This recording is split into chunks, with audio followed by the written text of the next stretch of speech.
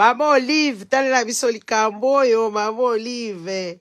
Talela biso likambo yo, Maman Olive Lembe, talela biso likambo yo. Mama Aro, mama ni mama, talela biso likambo yo. Talela biso likambo, Olive Lembe Kabila, talela biso likambo yo. Talela biso likambo, Maman Olive Lembe Kabila, talela biso likambo ya Gisèle Mpela, oyo pauvre mwasi, aza komona pasi na bana, maman kanga mutema te. Nayebi que c'est pas le moment parce que Maman Olive Lembe a des problèmes de santé. Ah oui. D'abord, Olive Lembe, elle a des problèmes de santé. Ngala kosekate parce que je sais qu'elle a des problèmes de santé et qu'elle vient ici en Belgique pour se soigner. N'est-ce pas? Mais entre-temps, Mama Waro, quand c'est la Gisèle Mpela, o yambaye, o pesaye quelque chose pour aza komona pasi na bana. Gisèle Mpela aza komona pasi na bana, tika bana na bus. Azo vanda kaka la maison sociale. Gisèle Mpela place bomoni. Mama Olive Lembe, talela biso likambo, Gisèle Mpela aza na ba problème ya koboko la bana parce que mobali na ye aza irresponsable na mama wana mususu aza irresponsable. Donc batiki bana baza kokufa nzala, aza kombata kaka na bana président babataka bus ba Congolais bayebi kosala mabete ba Congolais bayebi kosala mabete. Bon, ata soki bango bazala bango ba pauvre, bavandi kuna na ki pauvreté na bango donc bakosimba bango na nini. Mama Olive talela biso likambo yo ya Gisèle Mpela yaka au secours. Mama Olive talela biso likambo yo. Talela biso likambo yo Mama Olive Lembe toyebi ke ozala ba problème. Bon moni place toyebi saka bino ke bato yo baba tuté. Olive Lembe uti kofungola hôpital mususu kuna bazikisa ki Ngaliema au détruit ye afungoli hôpital na Gombe Ngaliema eziki comme par hasard au détriment. Ye moko soki abeli aye na poto ko se faire soigner. N'est-ce pas? Attends. On va s'amuser. Ah ouais.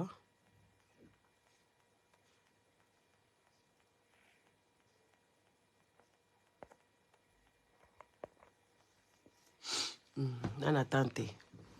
Donc, eto yebisaka bino ke batu oyo baza babolole.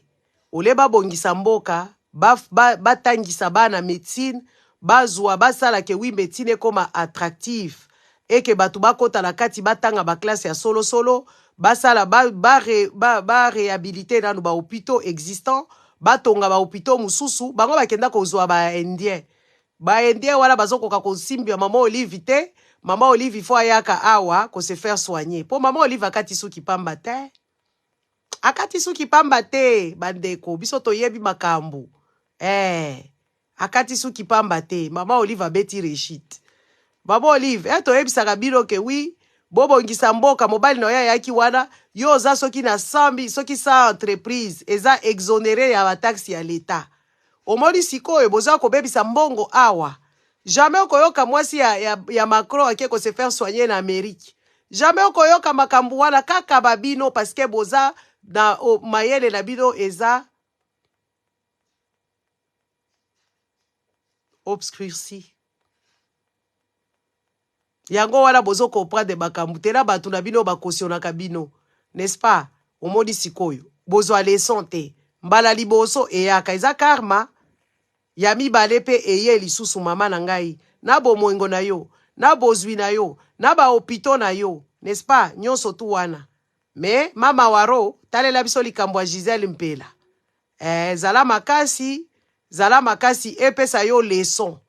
Ote ya China Rambo akota kutu na makambo ya Kongo lisusu te, azongisa biloko ya ba Congolais oyo ye ayiba. China Rambo mobali na yo ya Mama Olive Lembe Kabila. Yebisa ya azongisa biloko ya ba Congolais, azonga soki pa na bango, n'est-ce pas? Attends.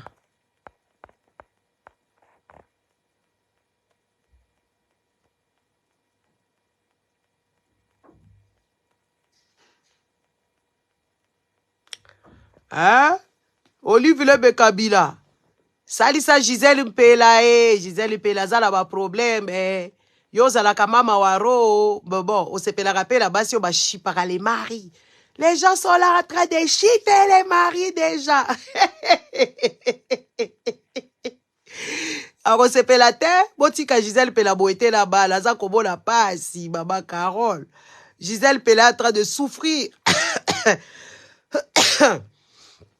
aza ko souffrir awa na poto na malili oyo bandeko azokende otika bana Chilombo sa mutuka na classe akomata na ba transport en commun po atika bana président Chilombo amutema mabe. Denise Diankero, tu es méchante, hein? Imaginez-vous les enfants là, ils savent que oui, leur papa c'est un président. Mais ils sont en train de souffrir ici en Europe. Hein? Allant en bus avec le froid ici, parce que c'est ainsi, caille, hein? Ça caille, hein? Ça caille. Hein?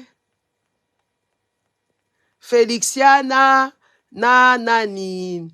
Antoine fan bango nyonso baomona pasi kolanda na mwana mususu ya Gisèle wana mususu azalaka na bango do bana nyonso baza komona pasi bayibi ke papa na bango azaka preso. Les amis, c'est grave, hein?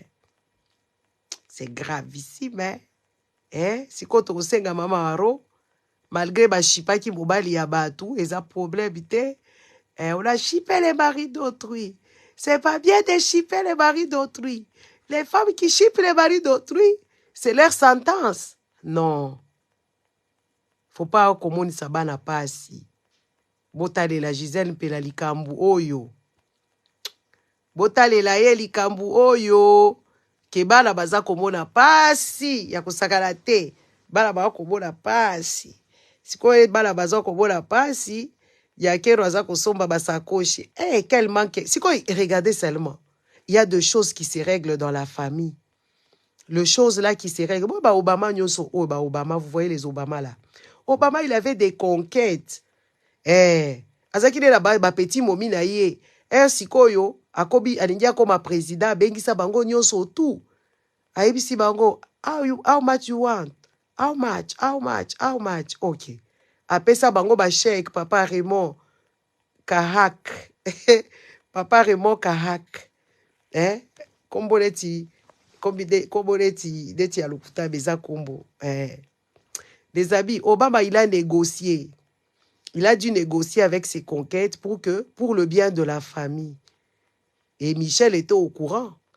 Ils ont donné de l'argent à ces femmes-là pour acheter le silence. N'est-ce pas? Pour acheter le silence. Et ces femmes-là se sont tues parce qu'ils ont fait des contrats. Il y a qu'on respecter. Sikoyo, Trump, Trump à l'ancien, parce que Trump c'est un misogyne quand même, hein? C'est un sexiste. Trump est arrivé là-bas, il avait beaucoup de morts dans ses placards. Trump, il est allé dans l'histoire des sexistes. Genre qu'il a coupé ses deux côtés. C'est lui le président. Il va diriger. Babibela Trump, Trump. Basombi histoire na ye na CNN. Moi si wana ke koloba ke oui akoya ko témoigner modèle Trump azalaka ndumba.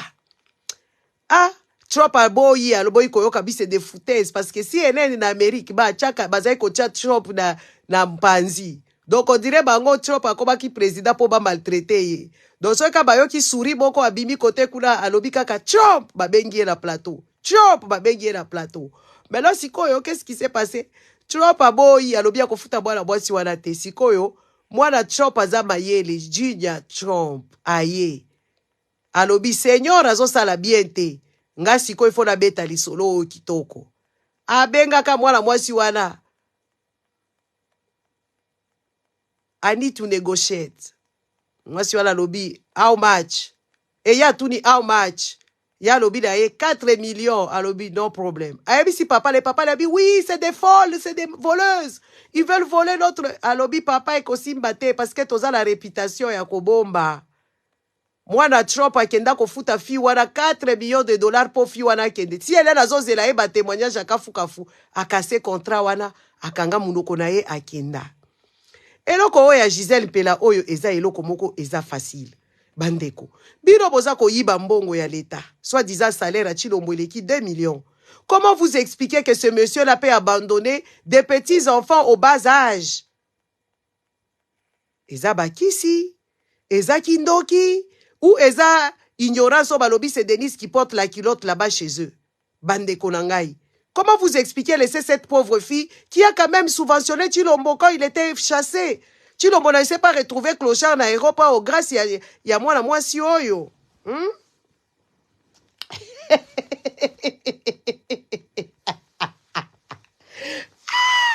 Les amis, Chilombo ne s'est pas retrouvé clochard grâce à Gisèle Mpela.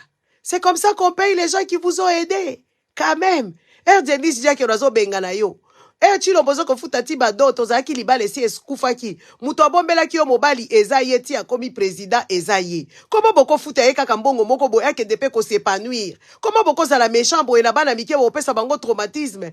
Siko eko koma rando awa ba komi ko bima o ba ya ko sala pe ba vidéo. Ba ndeko na gai. Comment boza boye? Comment boza mutema mabe boye? Comment boko za la mutema mbindo boye? Totuna nananu. Qu'est-ce qui empêche tellement de donner à cette femme-là, de lui rendre sa vie, de lui dire de se taire à jamais, à qu'elle vivre vie quand même moins paisible, na bana. C'est comme si on comme kobenga mama waro, Denise, comme on a dit, Olive Lembe, ya kotale la biso likambo ya Gisèle Mpela, Olive Lembe. Mama waro, mama ni mama. Tozo senga yo ya kotale ya kosilisa biso likambo. Congolais moko azo se préoccuper la sort ya mwana mwasi oyo te. Azo se préoccuper la sort ya mwana mwasi oyo te. Mwana mwasi azo mona pasi Gisèle. Mona pasi na Chilombo koliesa mbongo kaka ya CPS. Kolalisa na ba maison sociale, kolalisa mutu na maison sociale ezala pasi. Po bakoya ko contrôler bakuti mutu mususu alali kuna ekozala problème. Bilamba ya ye Chilombo Gisèle azali ko bomba ngo na cave parce que bakoya ko contrôler na ba armoire. Ba ndeko na ngai. Oh, nyonso vraiment kofuta muninga boye. Est-ce que basala kabongo? Noelinka, que tu es belle. Siko toko senga mama waro, aya kosalisa Gisèle Mpela, amemela epe ataba Thompson, amemela e ataba Maputa, apesa bana ta miliki, po bana ba vivre bien. Asobela bango ata mwa keche, po ba mema bana na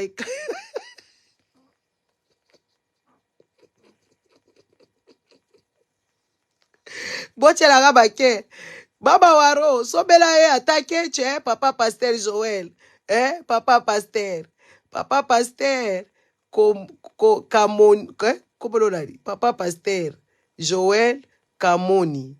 Comme par hasard, papa pasteur okoti makamboyo. Boko kota gere priorité, Chilombo alembisa mutema farao.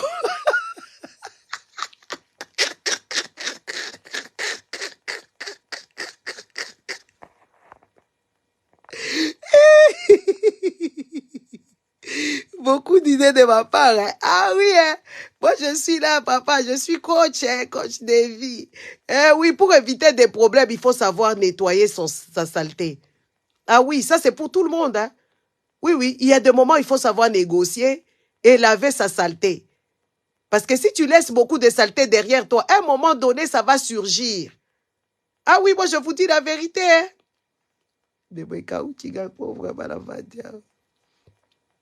Bandeko. Les abats systématiques. Bandeko. Sombela ya takechi bandeko. Abota bana mibale bakokala na vie chichi. Elongi ya vie chichi eko bunga ka lisusu te po bana wana bako perpétuer tradition ya elongi wana ya vie chichi. O comprendre? Maman Olive talela biso likambo yo. Sombela bango ata mwa kechi bakbe makabango na opinanani.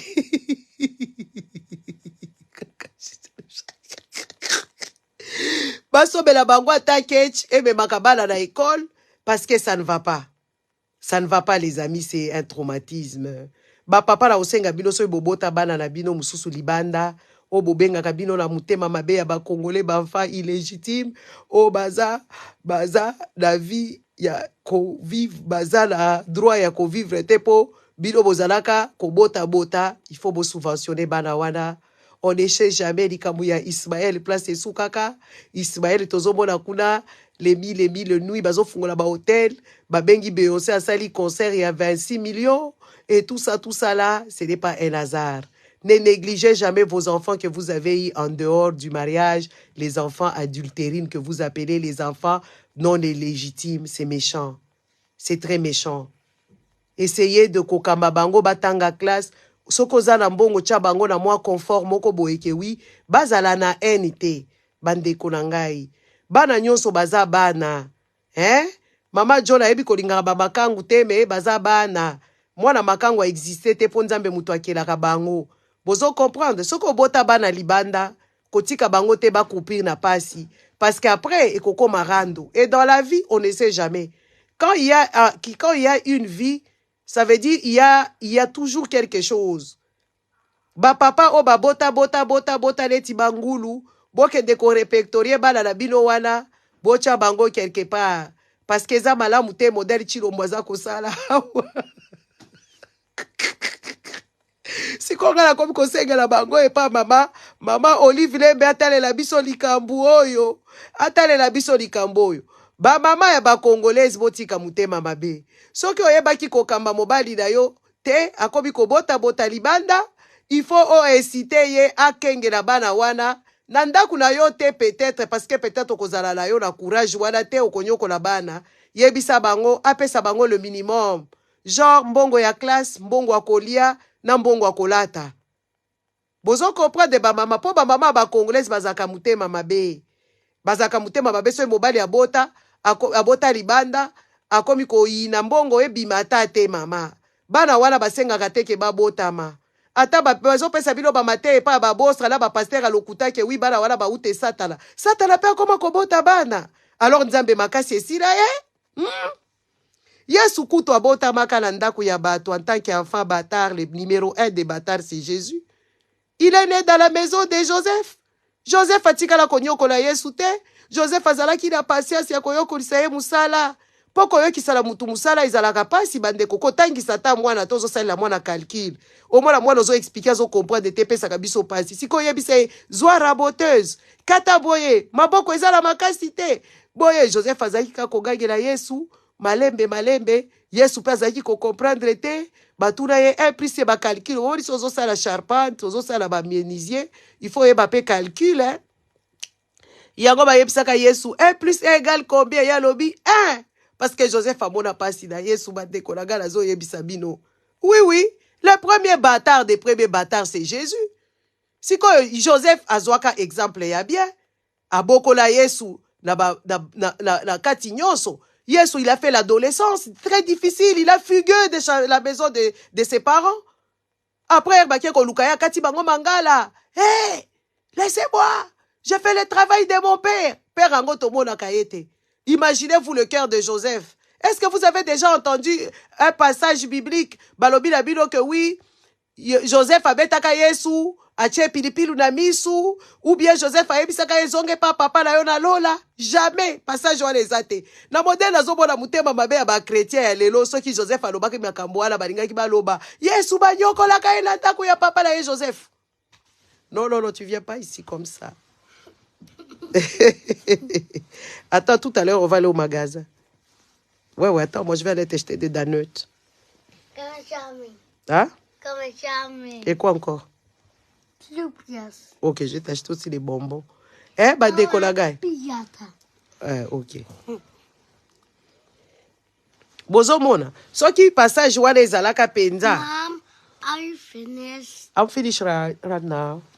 Give him some seconds. I'll come to you. In 1 minute. How many? 20. No, in 1 minute. 1 minute? No, give me 20 minutes. I'll come back to you. I'll come. In 1 minute. Okay. Go there and I'm coming soon. Nema, va te préparer comme ça, on va aller au magasin.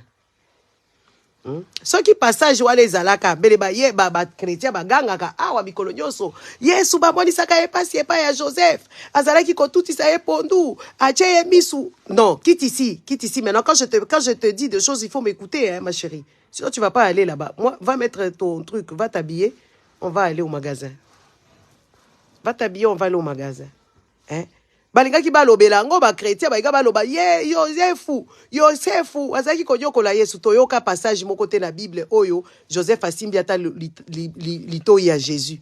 Et pourtant Jésus c'était pas un garçon de cœur, hein. Jésus a kimanda kwa kenda ba parole ba luka pendant 2 jours et 2 jours. Ba kutane kuna kutu agati bango mangala. Ti Marie amoni pasi Joseph azota la kaka bi mwana azokufa kaka na makamu na mutema. Comment bino boza kotika bana boye? Bana Tshisekedi baza komona pasi ya wala pati ya poto Denise Yakero. Ah, Mama Waro, talela biso likambo yo. Aboya bis too much. Mama Waro, talela biso likambo ya Gisèle Pelapo. Gisèle aza komona pasi ya kosakana te. Aza komona pasi mingi mama. Mama Waro, talela biso likambo ya Gisèle Pela. Bebela ye bas Thompson. Bebela ye ba Malangwa. Bebela ye ata karton ya mbisi oyo ya mbisi oyo ya ba portugais oyo soki makayabu. Bebela ye mwa mafuta.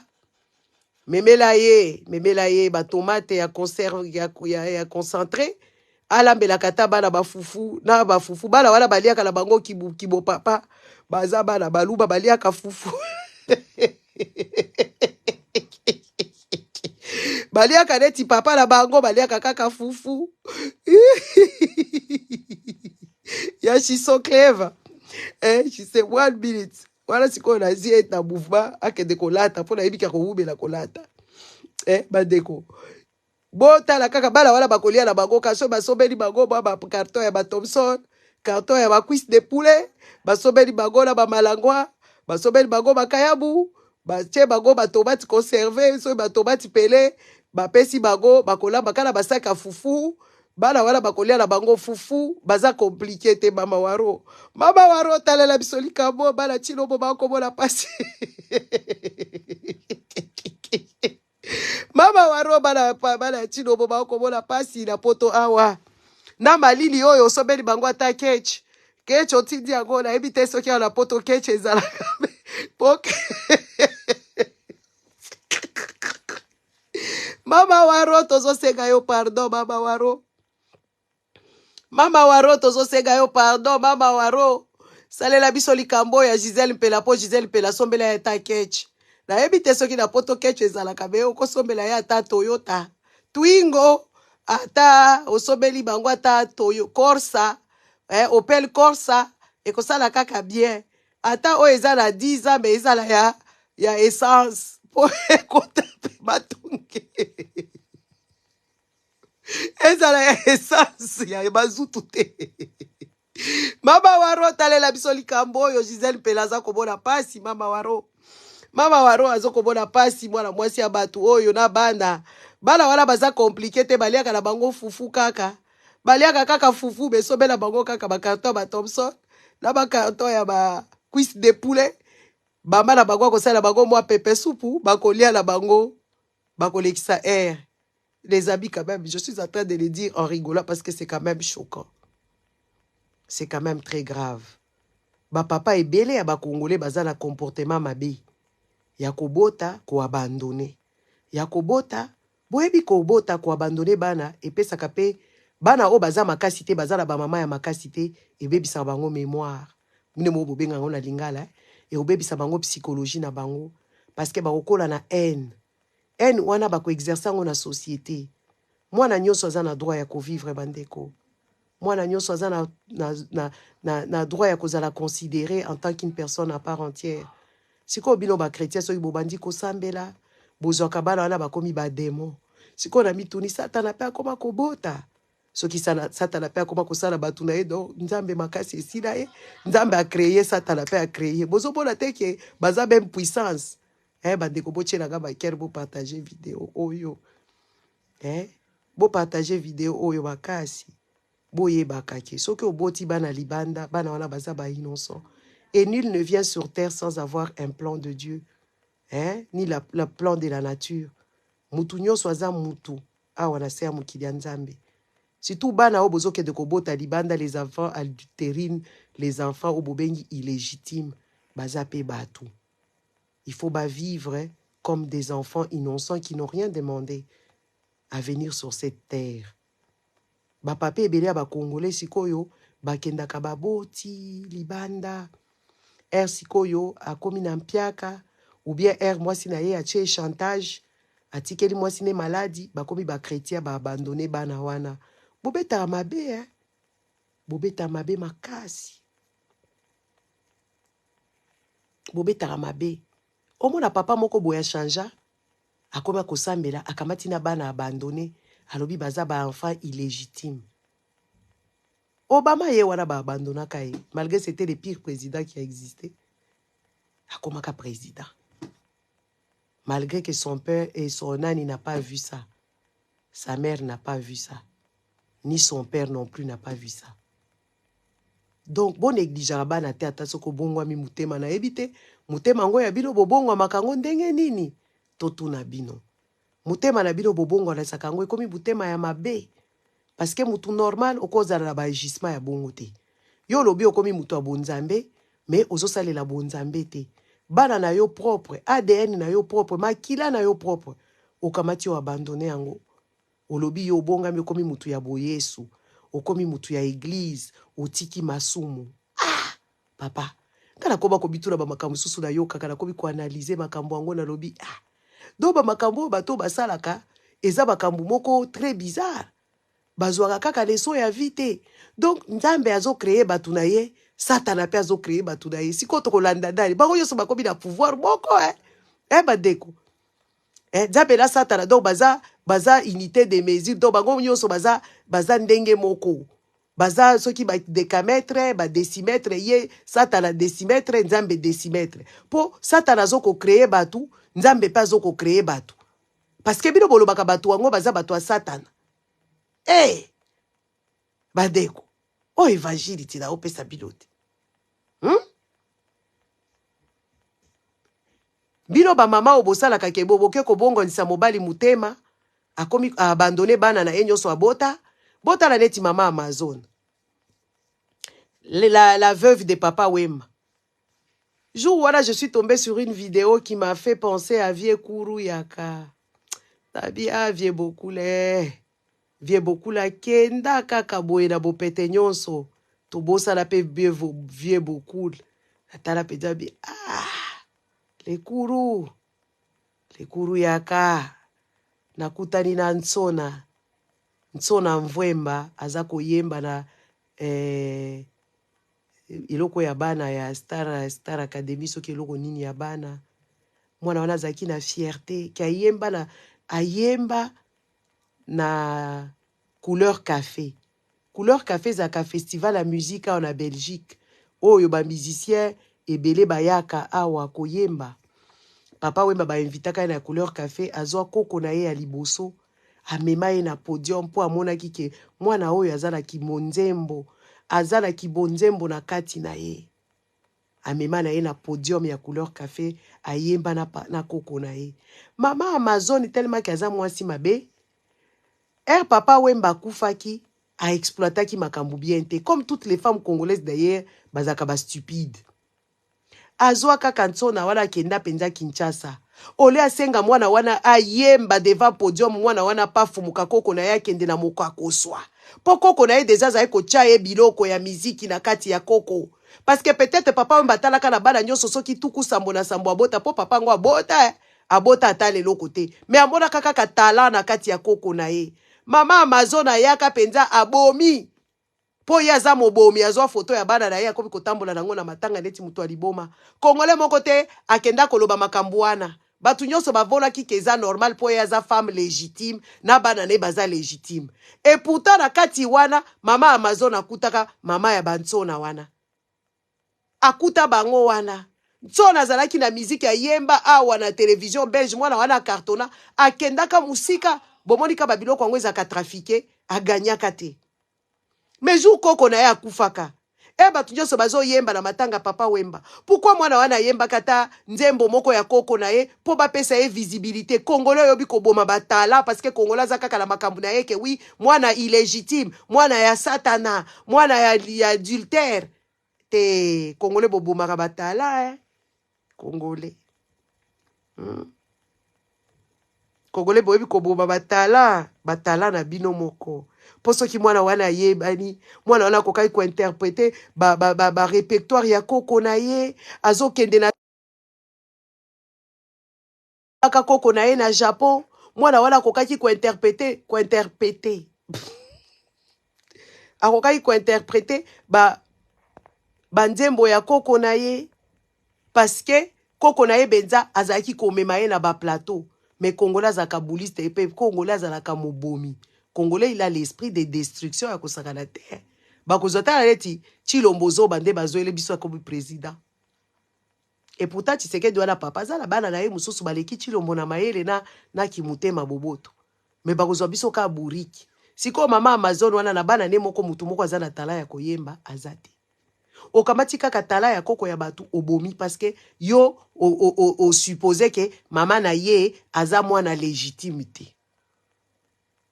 Et pourtant il fallait ko beta biloko jour ango mwana wana apa fumuka abanda kosala badio bota leti baloko akanza oyo eza pe ka batonto mabe bakoko ya mabe loko akoza yebi bakayebi ke mwana wana zana talent akendaka ko subventionner ba biloko wana na ba Côte d'Ivoire ba musique ba académie ya musique ne je t'avais dit de t'habiller n'est-ce pas?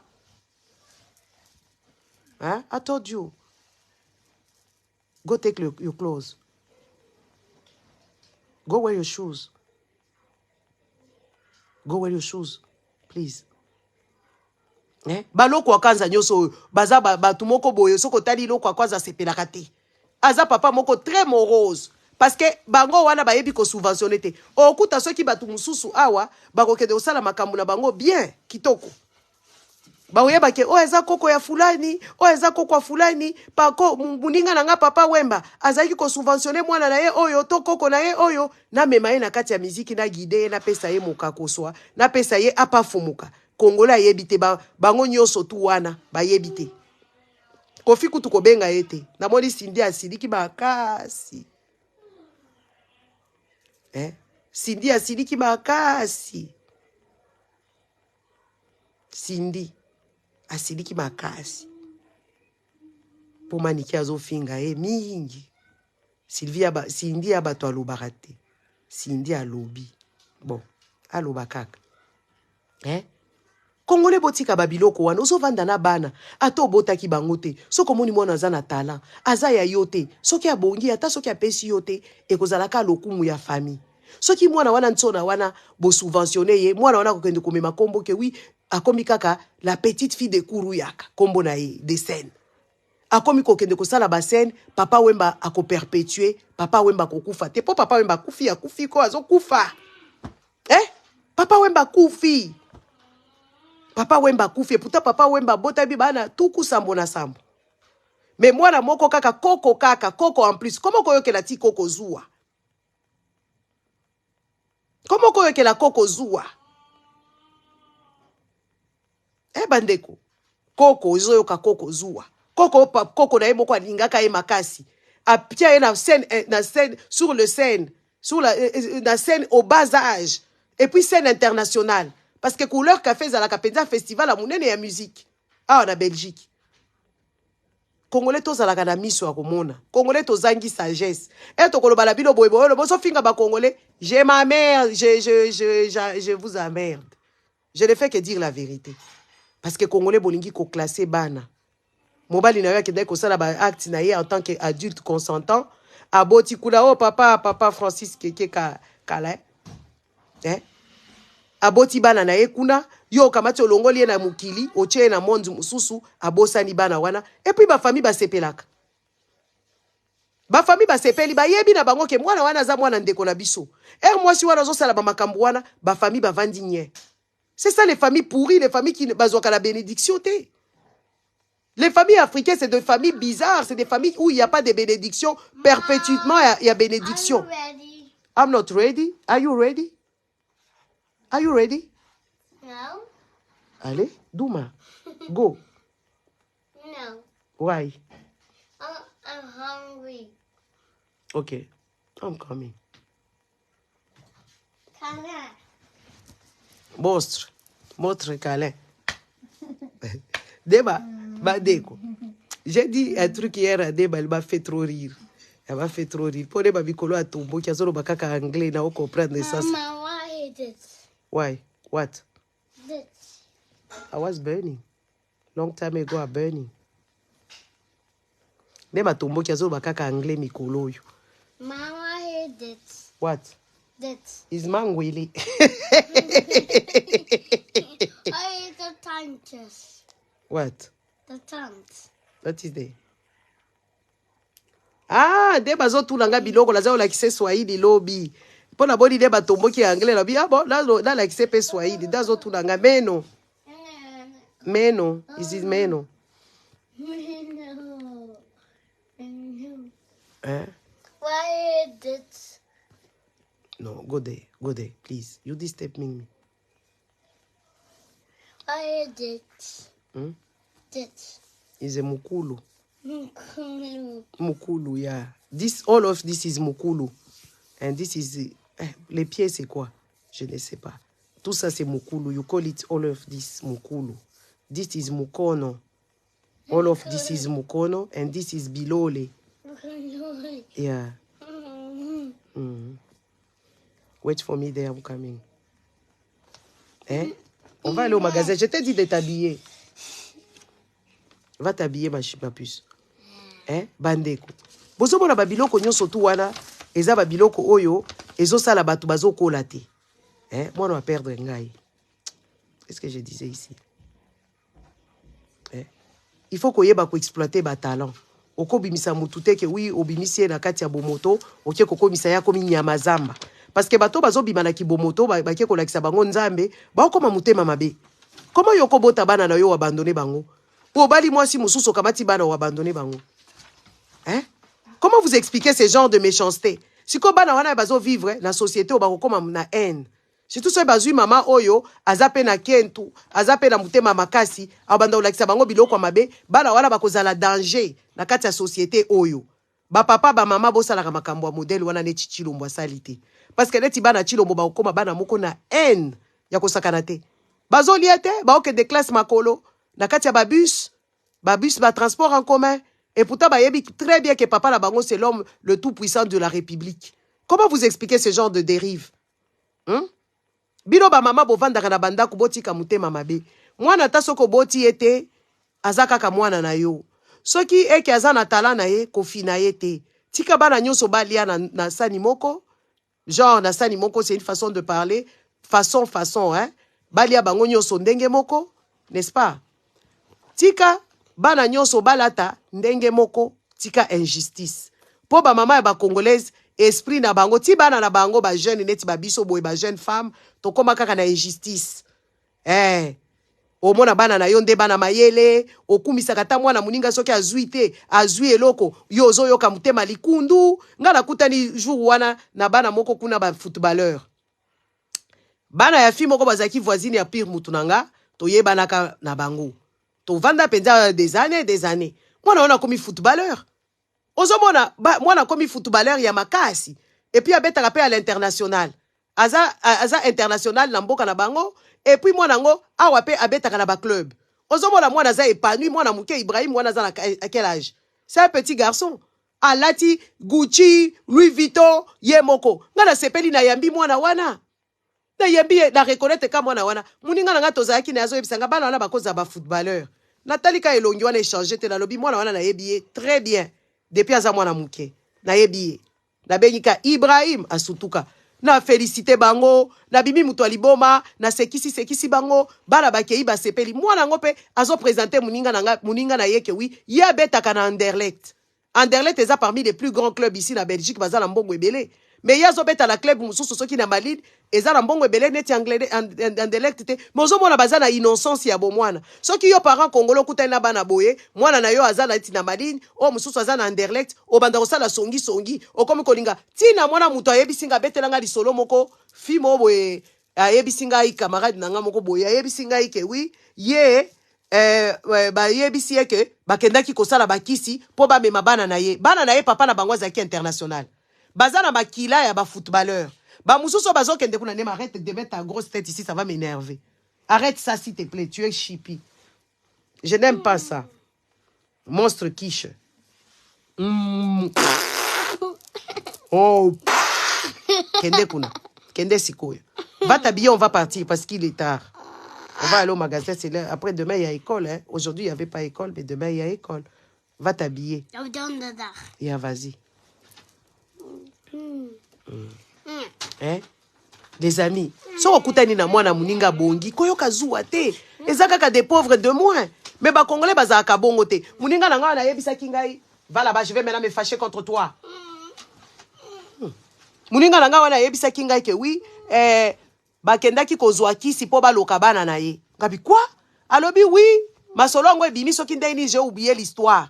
Po ba congolais baza penza na ba imagination. Tala ya mutu eza tala ya mutu. Eza na batu mususu baza na tala na ine. Eza na ba mususu il faut ko explorer yango, ko kende ko trouver yango. Mais soki okuta na mwana na yo aza mayele te ou bien mwana na zo beta football te. Akosala loko mususu luka tala mususu na kati na ye. Peut-être po ba to ebele ba memaka bana ko beta football po ba koma neti ba Lukaku. Non, mais Lukaku papa na ya beta déjà football. Papa Roger a beta déjà football. Aza déjà nango na makila. Ya yo ozolinga abimisa. Mais kobimisa eza endurance. Kobimisa eza persévérance. Yo siko sala ka babiloko nyonso tu wana te. Olala ka no ba pongi, mwana zo raté ba entraînement, yo lingia koma Lukaku. Ako koma Lukaku ndenge nini? Ba Congolais, botika mutema mabe. Bandeko botika ko négliger bana, botika jalousie na bana bato eza mabe. Oh mwana mama mubimba ayo bana ne kaka nde bazalaka bien. Jamais atika na kokumisa mwana muninga. Jamais. Amona ka eloko bien na kati ya muninga te kaka. Soko zolo bata makambo bana mususu ya ngai pe. Nga bato abongo na ko beto biloko. Na webise kanga mnoko. Tozo ba makambo bana na yote awo. Lingi koyoka te bakumisa bana batu mususu. Nde comportement ba mama congolaise bochela nga ba kere eza comportement ya binote.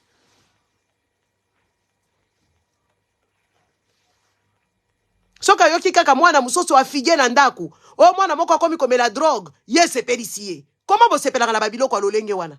Soy mwana zo mela drogue. Eza famille mobimbeza anéanti. Soy mwana fige. Para bazolala te. Bazala ya mwana ngwa beba na ye. Mwana ngwa beba na ye. Mwana ngwa beba na ye.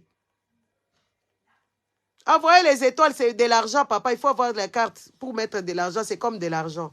À la limite boke na nani. Soy bo zo kokate boke na PayPal nanga boche mbongo kuna eza Rouge TV PayPal boche mbongo kala batu bachaka mbongo susu na PayPal te ba congolais penza oza fidélité congolais oyebi ko respecter parole d'honneur congolais ko sala kaka une fois. Tu sais que arrête ça. Je t'ai dit d'aller t'habiller. Je pars seul, toi tu viens pas avec Tu vas m'attendre ici, tu me fais la liste, va écrire ce que tu veux. Écris la liste de ce que tu veux. Va prendre un bic et un papier, tu m'écris la liste au magasin, comme ça je vais te prendre ce que tu veux. N'est-ce pas? Tu vas manger les hot dogs? Ok. Va me faire la liste. Congolais, il faut tozala quand même batu oyo, tozo kamba mboka, tozo kamba batu. Mboke kamba makana batu. Batu il faut bazala batu à excellence. Il faut bazala batu ya bien. Yo ko vanda kaka ko jalouser, ozo souhaiter kaka bana baninga na yo ba réussir te. Bana environnement na yo ba réussir te. Bana famille na yo ba réussir te. Eza normalité? Muki deza vaste. Mutu na mutoza na tala na ye. Mutu na mutoza na mission na ye. Comment bozala kaboyi? Ngana bitu na kapenza mutema mabe ba Congolais ba koma nango ya kodinga kaka. Soka akutena mwana. Oh balo baka makambo bana na ye. Bana nonde bazaka kitoko. Bana na yonde ba solo la bien. Bana na yonde ba sala kabo. Ça devient un problème. Un problème très grave. Okolo ba makambo modèle wana te. Excusez-moi 2 secondes.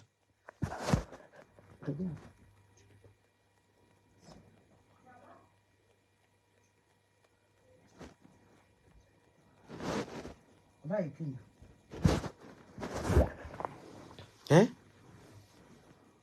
Mokili eza munene. Bazoluka ba moissonneur. Il faut toyeba kokutala kabana na biso oyebi ke yazala na nini ya kozala danseuse au commission na académie ya danse.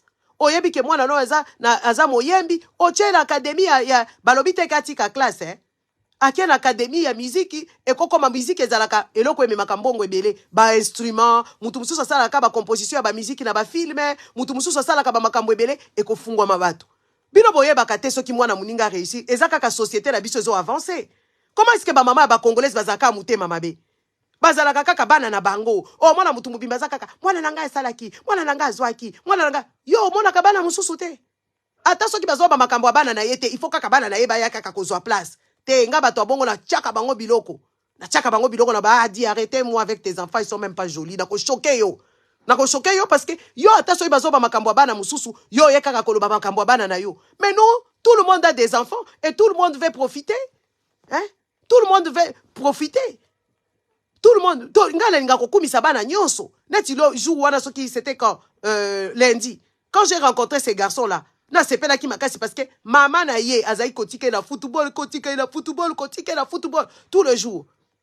Mais moi na lelo akomi bien. Nga na mona ki azaki mwana muke bazotike na ba football. Na gogola yo sikoyo. Hein? Nazaki Komona, ça faisait plaisir de voir une maman qui était quand même un peu fofolle, mais qui était consciente que oui, moi na yaza na iloko wana na makila parce que koko na ye abeta football. Eh bandeko, azaki na persévérance. Yo tika mwana no na sporté. Yo tika mwana no na académie. Siko yo ki mwana mutu a participer kuna na kati ya eloko songolo et comme ko pesa yo zuwa. Pourquoi ko pesa yo zuwa? Yo pe lukata la ya mwana na yo chia persévérance. Ba papa Roger lelo ba lukaku ba komi ba lukaku parce que bazaki na ba sacrifice. Bato batika ka bana na football ezalaka moko mbula mupepe malili batika ka bana bango batelemi wana bazokota malili mwana za ko persévérer. Yo sikoyo soko moni bana bato ba persévérer yo komi ko sala yo likunya. Bandeko. Non, ça devient un problème. Maman Olive talela biso likambo ya Gisèle Mpela. Tokei makambo mususu o ba congolais bazo ignorer santé mentale. Penyel oyo penyel ongaza ikolobela moko na ekotala bi mwana azala ba problème psychologique. Oui, déjà avoir été molesté, ba beta ye pa mobali na ye, akoma na ba traumatisme ebele, il fallait à se faire soigner. Et bimit, munene o penyel akomi na ngweza munene ba kisi na munene ya kolia ba fufu parce que soko zomela ba kisi, il faut za na hygiène de vie mususu. Parce que ba biloko nyonso penyel la sala wana, mutu moko ayokela ye mawate. Ngana ayokela ye mawa. Nazaki ko konte na lobi nzamba sala ye grâce. Nzambe oya bango basambela ka wana salele e grâce po penyele abima na kati ya makambo. Penyele ekolobake oui amelaka bakisi azala ba problème ya santé mentale dépression. Dépression ekozwa mutu ndenge nini? Ba mabala ya pamba neti ya ba mai kalambai. Ba famille ya pamba neti ya ba penyele. Parce que ba famille ya ba penyele eza ba famille toxique bazotia bino na makambo oyo kende ko sambela bande ko botika bana bapema. Bana bazalaka na vie ya bomwana. Makambo ya spiritualité, mwana ponaka. C'est vrai que boko kende na ndaku bosambela, bokanga bandoki, modèle bomesala kokangame, ko exiger mwana te azala na vie wana amene vie extérieure te. Mwana fois kende na babal, ya ba âge na bango, mwana fois kende na ba festival, mwana fois kende cinéma, mwana soit il faut vivre de son temps. Okomona azokola, biloko bochaki déjà na malembe na makasi parce que bato basambelaka bachaka bana na bango makambu na mutema na makasi ko bangisa bango bakindoki ko lié bandoki matin midi et soir et ça la kamabe au moins na mwana za sous na contrôle te era ko liberté ou bien ko kisi 18 ans akena ye ou bien bobalisier avant na moni bato bazo seka penyel boko seka yeta ye au moins azoloba mais sikoyo boko bimisango ke oui azana ba démon te azana problème na mutu. Azana problème psychologique. Azana problème oyo, il faut qu'on soigne, bazo qu'on soigne. Parce que moi je ne comprenais pas, j'ai dit moi noyo, aye koloba makambu ya solo. Heureusement azana ka moi azana lucidité. Et loko la sepelaka na moi nango. Azaka la moi lucidité moko boye, ya koloba vérité. Ya bena. Strax. Bena. Non, tu mens. Tu racontes des bêtises. Je t'ai dit d'aller écrire. Ou de t'habiller, de venir avec moi. Mais je te vois jusque-là, tu n'es pas habillé. Tu vas rester ou tu viendras avec? Oui. Tu viendras?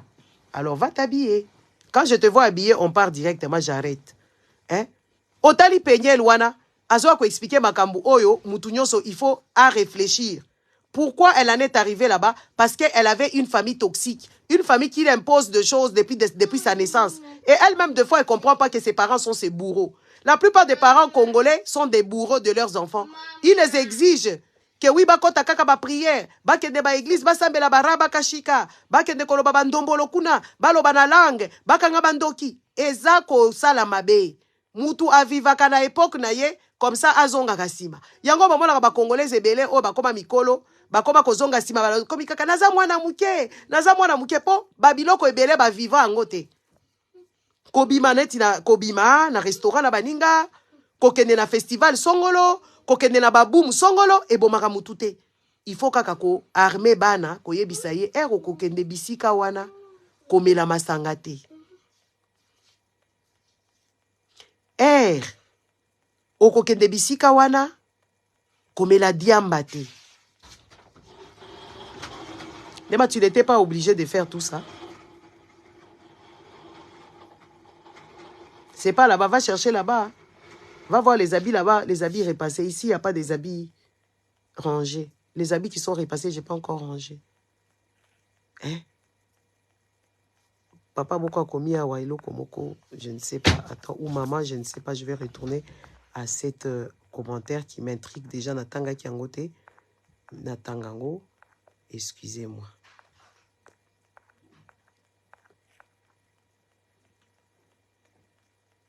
Ferdinand Toukala. Qui PMP à lobby. Telle mère, telle fille peut à Kamu, hein? Kamouke assis à Bandi déjà. Stage et pas ya maman. Je t'aime, maman Gisèle. Merci. Attends, Moussousa Komaki Loko Moko Awa. À lobby qui 80% ya basi ya poto baza na maboma. Papa, ozalaka na hôpital. Basi ya poto ango bazalaka banani. Oyo zolo babazalaka liboma. Bomoni bino na Congo wana bato ubia ba mibali oyo ya sexiste o bato oyo baza mitu esalaka bien te.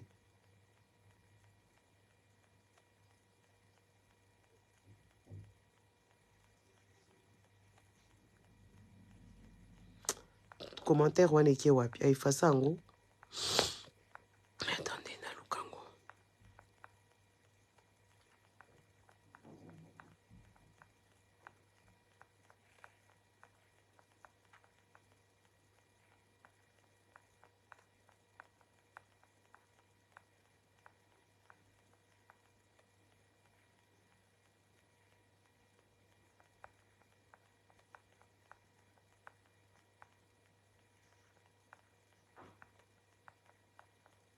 Excusez-moi, hein, je suis en train de chercher ces commentaires qui m'avaient intrigué à lobby.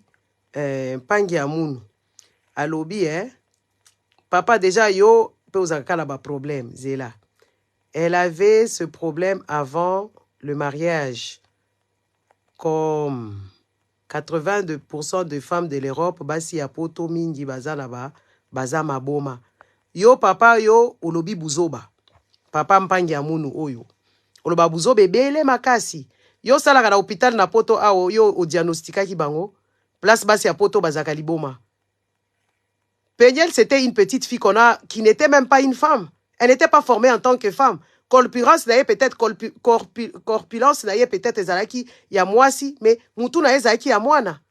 Siko yebisanga yo diagnostikaka Peniel place nini ye Peniel azalaka liboma avant ba marier ye. Omoni bino ba papa oyo ba sexiste oyo ba misogyne oyo bazangi tina balobaka makabo. Yo yebise ke mwasi ya poto aza capable ya kosala o basi na bino ya kisasa wana bafungola kaka masoko na bango oyo na ko dépenser mbongo ya muyibi ya leta. Yo yebi mwasi ya poto komba asalaka. Kwa biko bozaka na ba manquement de respect moko na basi ya poto wango po bango mo bazo permettre bino. Nema, va là-bas sur le truc, la planche à repasser, il y a des habits, va t'habiller. Bobi ko bozaka na manquement de respect. Moi si apoto neti nga lelo na vandi na mbetu boye parce que nazalaki na eloko kosala te na kendaka na ndako abatute. Yo yebi moi si apoto ala mukaka air nini. Oyebi moi si apoto alalaka air nini. Akipe bana na ye. Akende musala. Aya ko sukola bilamba, c'est vrai que biso to sukola bilamba na maboko te. Aya ko repasser. Aya ko lambela bango. Asale la bana devoir. Bas bato maboma basale la bana ba devoir. Kwa biko bazala ba mankama bino ba papa bazoba lo neti yo penza mpangi ya munu. O papa zoba biloko zo koma yo sala na hôpital awa oyo salaka statistique na yo o diagnostiquer batu basi ya poto neti bazaka liboma. Basi ya poto baza mayele, basi ya poto ba soldat ba amiral. Na pesi basi ya poto salut. Orokuta yata ya tangate ala mukaka tout le matin akeko tika mwana à l'heure. Akepe musala asali azongi pe alambeli bana asali makambu nyonso amemi bango pe ba activité ofinga basi ya poto ngo ya wapi ozofinga yo mwasi ya poto amemaka mbongo na ndaku ake musala amemi mbongo na ndaku afuti ba facture basi ya poto ozolobeleza banani yango yo papo yo ozoloba 80% basi ya poto baza bato maboma mais 80% basi no 100% basi na bino ya Congo nde baza bato maboma parce que ba cautionnaka ba bêtise parce que baza la place à kokende te ya. Va prendre des habits là-bas, toi aussi. Oh. La culotte qui vendent, c'est sur la chaise. J'ai mis les habits là-bas parce que je n'ai pas encore fini de repasser. Yo yebi musala basi ya poto basalaka. O yebi musala basi ya poto basalaka na bana na bango. Oyebi musala poto ke yo moko oza boyi, yo moko oza couturière, yo moko oza muto sukolaka ba vitre, yo moko sala ka jardinage, yo moko sala ka bricolage, o tchaka peinture na ndaku. Basi ya poto bofingaka, moi je vous interdis. Les femmes en Europe, elles sont pas bêtes. Elles sont très rodées, elles sont très responsables. Koleka basi na bino wana ya Afrique.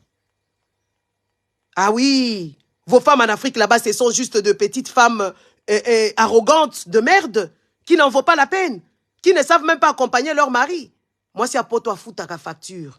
Ayebi comment va foutre à électricité. Ayebi comment va foutre à ndaku. Ayebi comment va foutre à ba taxe. Ayebi comment va impôt et tambolaka. Basi na bino wana ya Congo wana taba amida wana. Basi masoko wana ba Denise wana. Nde wana ozo yebisa biso basi wana ozoloba. Moi, c'est à poto à kosala ménage nanda kwa mutu. Moi, c'est à poto à yebi ko régler ba compte na ye à l'heure.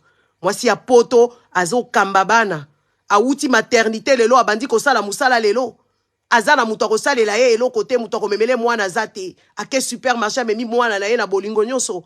Yo moi, c'est à poto ndini ozolo babino ba nyama. Wa finga batu awa. Yo yebi kompa que basi à poto banduraka awa. Aboti azana mutu te. Abimi na hôpital na pyjama. Ake ko sukola ndaku na ye moko. A baby mwana na ye matin, midi et soir. Azo ke de supermarché outi na maternité. Basi na bino Congo so ki baboti ba komi so ki ba nanyango. Bo sakanaka na batute, hein. Ça je ne vous le permets pas. Et je ne vous donne pas cette occasion. Moi Gisèle je le dis parce que j'honore ces femmes-là qui se réveillent à 5 heures, qui vont travailler dur, qui s'occupent de foyers, de ménages. La plupart des hommes ne bazaraka kutu ba foireux. On doit vous dire des vérités, vous connaissez pas nos vies que nous menons ici. Vos femmes, ils ne savent pas vous repasser des chemises. Pour effacer une chemise, il faut pas que de gobenga. Papa Kasongo, Mama Fulani, yaka kokipe bana biso to kambaka bana na biso. Na vandiawa. Na vandiawa. Livre à moi na nangeza pembeni. Na ola kisaye lecture. Basi na bino wana basala ranini. Basi ya surtout basi ya ba congolaise oyo. Basi ya ba congolais ba foireux. C'est des femmes bayebi même pas le respect à baboyi na bango basali na bango misala. Basi moko baza sans objectif. Basi moko baza tinda tenga na lobi yango boya koloba boya kotuna ngai. To na expliquer bino. Oh.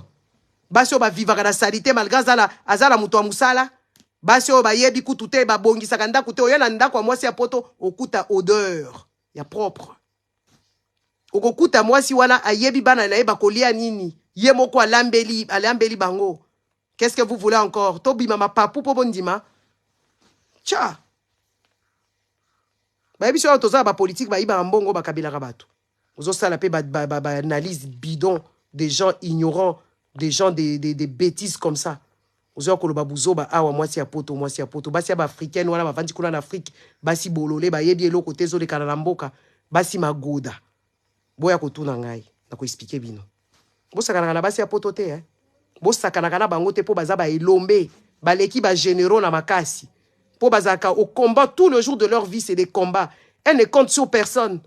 Moi c'est outi ko bota azala ba suture na kati na sekula zo kokotambola te mais aucun des supermarchés. Auti ka bana na classe zo kumba mutuka na pasi. Hein? Atie mutu boy soka akomi na fende à se reposer mukie mais akola kisa ma souffrance wana te. Po mobali ake musala, bana faut ba kende classe. Aokende kotika bana na classe azokende kozwa bango mais auti kobota. Aza peut-être la césarienne.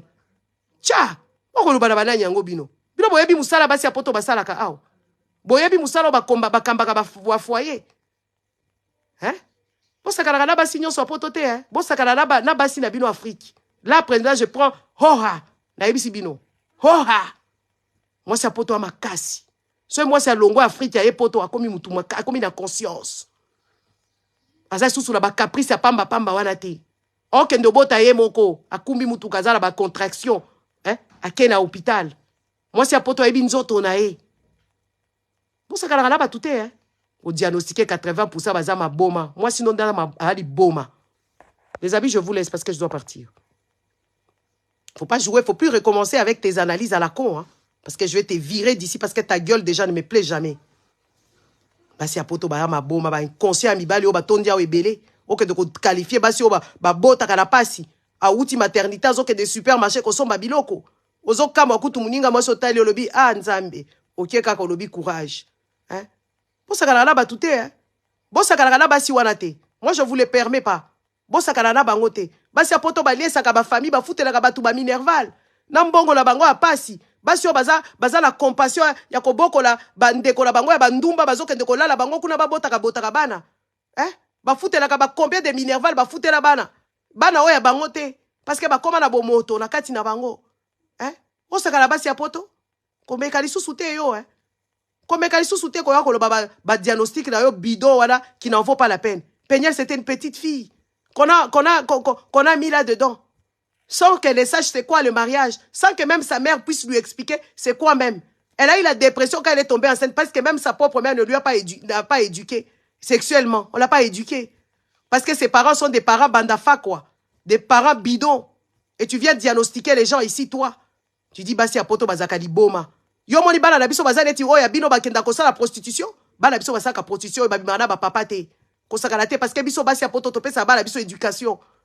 Topesa bango éducation malamu. Ata femme seule wala bozo maltraité basi bana ba femme seule. Baza wala ba vansaka. Ba avancer kutu ba koleka bana na bino baza na papa na maman na bandako. Bana na bino baza ba petite prostituée de partout. Et ou ta la famille normale, ou ta la famille anormale, ba prostituée ba ola la kana ba mikolo. Bana na biso ya poto bala la kana mikolo te. Bala la kana ba tonton te.